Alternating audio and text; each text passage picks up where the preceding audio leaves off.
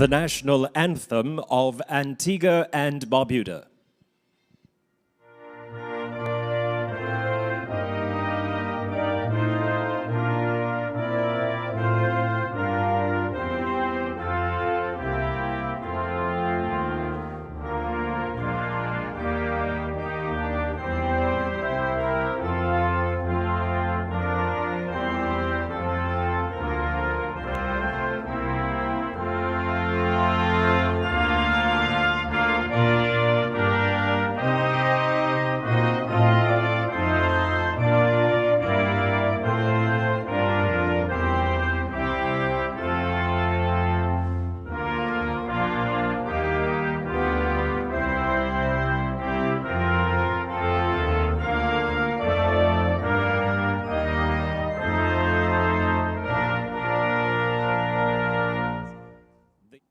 Well, since our 2023 laureates were announced at the Antigua-Barbuda head office on the 1st of March this year, we've spent quite a bit of time communicating with them, and we've even traveled to their homes and met their families to produce videos about their work.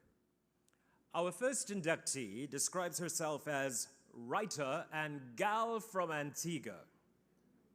She is Joanne C. Hillhouse, the accomplished author of 8 books, first runner-up for the coveted Burt Prize for Young Adult Fiction, journalist feature writer published in a long list of literary journals from Ada to Pui, the Caribbean Writer, and the Columbia Review.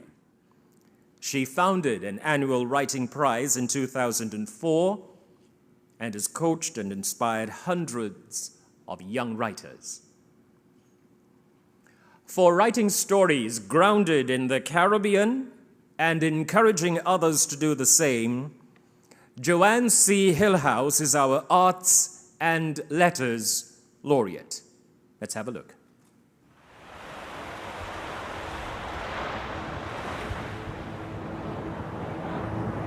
The sun had started to dip. Some people had left, and others were packing to leave when the scream cut across the beach.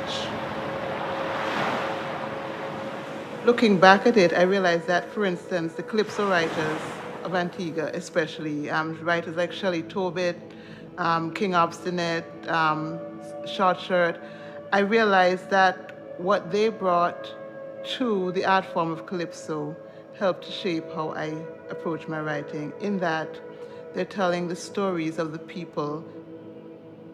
What calypso, and I would say Jumbi stories and Nancy stories and Paul Keen's Douglas stories on the radio did for me was to show me that our stories and our way of storytelling is its own unique, interesting, relatable thing, in that we're telling the stories of the people, we're using the language of the people.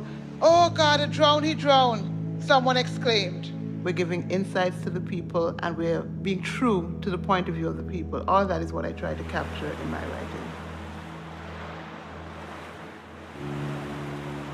I am Joanne C. Hillhouse, the 2023 Arts and Letters Laureate.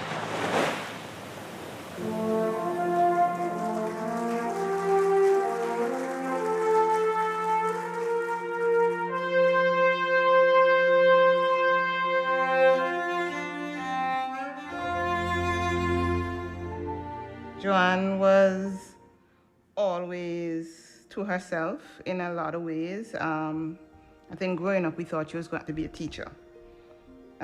She always used to beat the chairs and talk to the chairs. So we thought that that's what, that's the path she was going down. And then you realize as she got older, the storytelling part of her started to come to life. When he goes swimming with his friends, he falls behind thanks to his daydreaming. Any of you daydreamers? Yes, I used to be too. I still remain an introvert.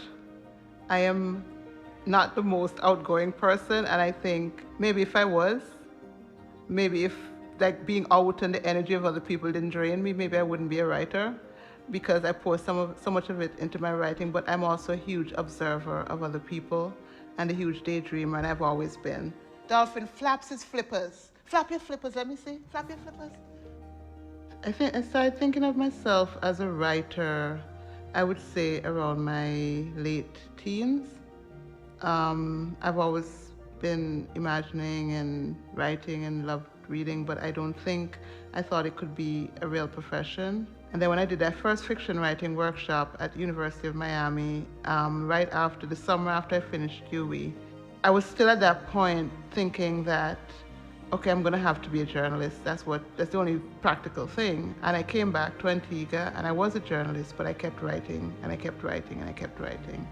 She's given Antigua and Barbuda, and by extension the rest of the Caribbean, 8 Caribbean stories, reminding people out there that we as Caribbean people are not just consumers of literature, but we can produce it ourselves. Generally speaking, you'll find that writers tend to stick with something, at least for a while. So someone will be a children's writer, and maybe somewhere down the road in their career, you hear they have the great novel that they're waiting to publish. And quite often, that isn't always as successful as the area that they have initially started with. So for Joanne's work to have sort of gone the entire range so far, and we expect more to come, yes, it is significant. And it makes it more special in some ways. I think my family has worried about me over the years because of the uncertainty of what I do, but they've never discouraged me. My brother, my father especially, my mother was the person who would have bought my first 2 typewriters. And we have to understand, we come from a working class background. Our parents had to work hard to give us the basics. And so for them not to panic about, oh gosh, you're gonna end up broken on the street. But maybe they did panic, but I think they have supported.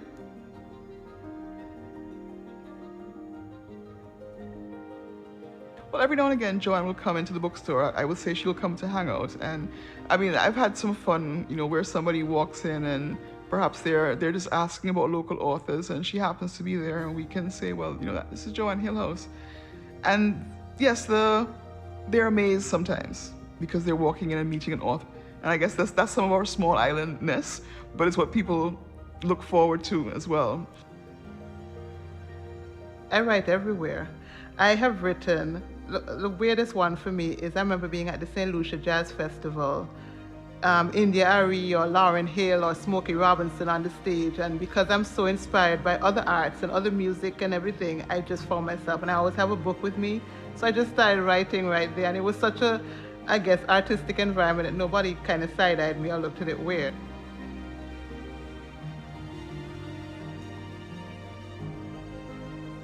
When I was growing up, I didn't see any models of the printed word on the page in terms of Antiguan stories.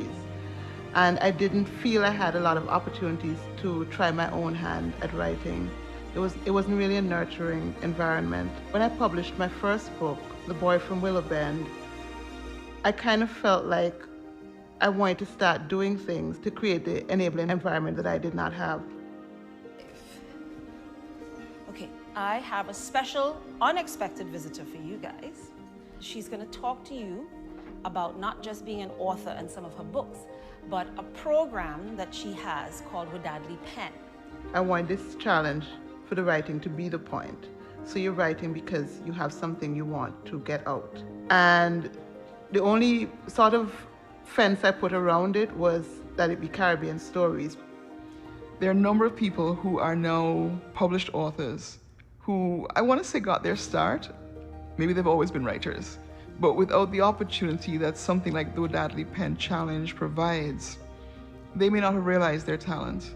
So many of the books, so many of the stories, whether it's film, television, song, everything is coming from either America or England or Canada. I wanted them to start to center themselves in their storytelling. An award like this reminds people in Antigua and Barbuda, in St. Kitts Nevis, in Montserrat, that it doesn't really matter where you're from. It's about the time and dedication that you put into your craft and into what you believe in. She's then an inspiration to other people. People who thought, well, no, I'm from a small island. I can only dream so big. It means a lot to me as a Caribbean person to be recognized in a Caribbean space. And I hope I guess my hope is that I find ways to live up to that potential and to inspire others.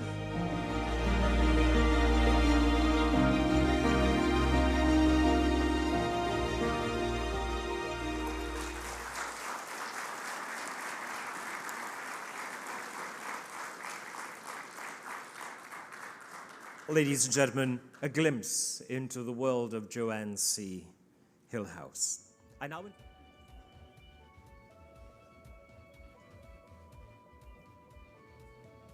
Ladies and gentlemen, now for our laureate for Arts and Letters from Antigua and Barbuda, Ms. Joanne C. Hillhouse.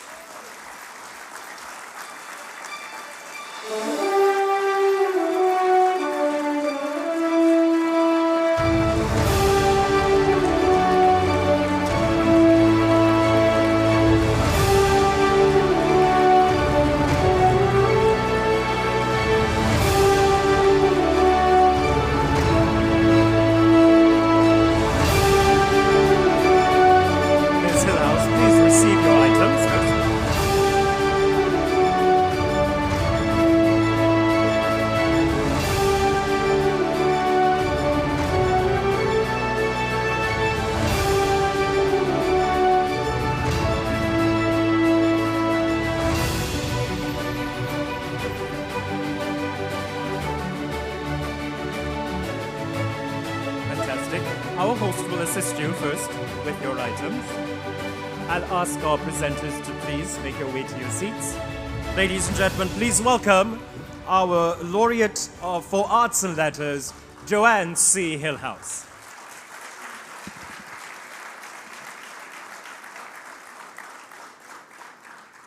Good evening, everyone. My heart is so full right now that I have to do this. Apologies, I was planning to just do this, but I have to say, I write because it's in me. I write because my spirit banging on its cage, yearning to be free. I write because things just vex me and people just irk me. And I write because I worry, and not just about me, but about country and this hot, hot reality about where we be. We people still on the man foot, still like the days of Massa and Massa Minion. I write because it's so cut, it's so wound, it's so let loose, and when my words come good, it's true utopia. I write for my people and me. I write because it's that what set me free. Thank you.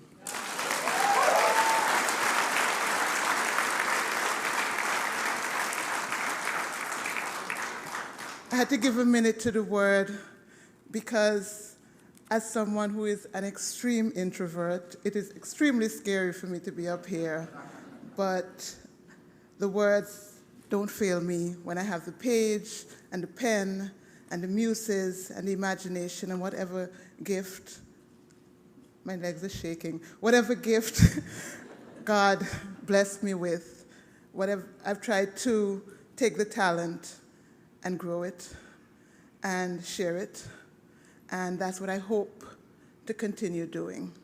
This is not the end. This is a intersection in the road, and I will continue down that road. I want to thank the Answer McCall Foundation and the Anthony N. Sabga Awards. Everyone who is behind this, especially the founder, and all who do the work of keeping it going. The Regional Eminent Persons Selection Panel, I know your work is not easy, and I appreciate you. The Answer Caribbean Awards OECS Committee, who did the work of putting me forward, researching me. I have to shout out Vladimir Lucien, who contacted me and put the dossier together. My referees, I won't call all their names now, but I am extremely grateful that they took the time to submit my name. Okay, I'll just run through their names real quick. Desiree, Ivory, Barbara, Heather, Lawrence, Carol, Sarah, Beverly. I also recognize the fellow laureates, Dr. Mahendra Prasad and Dr. Adesh Saju Singh. I am in such great company. I'm not worthy. I'm not worthy. I want to say that I wouldn't be here without all of my communities. Even though writing is a very solitary profession, I wouldn't be here without the community that birthed me, of Artists Antigua. I wouldn't be here without the folk, let's call them folk artists, the calypsonians, the mass builders, every part of our creative space that inspires my writing. The stories I've seen, the stories I've lived, the stories that have fueled my imagination from that space called Artists Antigua. And by extension, my father who is here with me today, Ronald Hillhouse.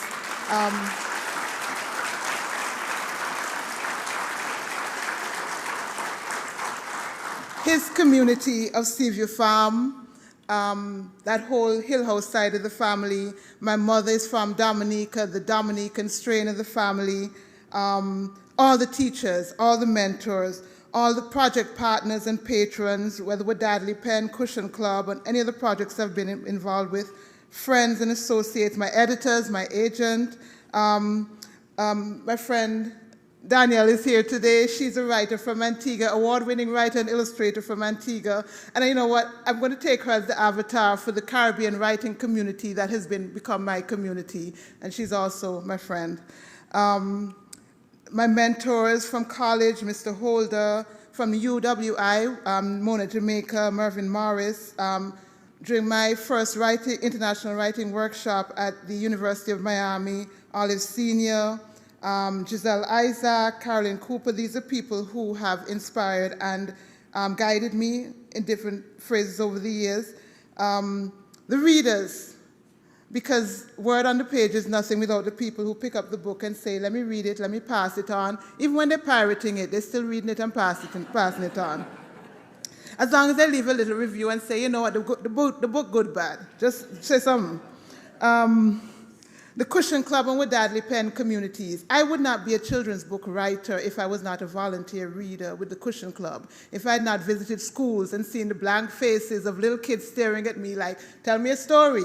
And they're not interested in, they want a story that can reach them. And in trying to serve them, I started writing children's stories in addition to the adult stories that I had in me. I want to say my family, I'm going to call their names. The Hillhouses, the Johns, my parents, Ronald Hillhouse, my mother, Josephine, John Hillhouse, Tanti.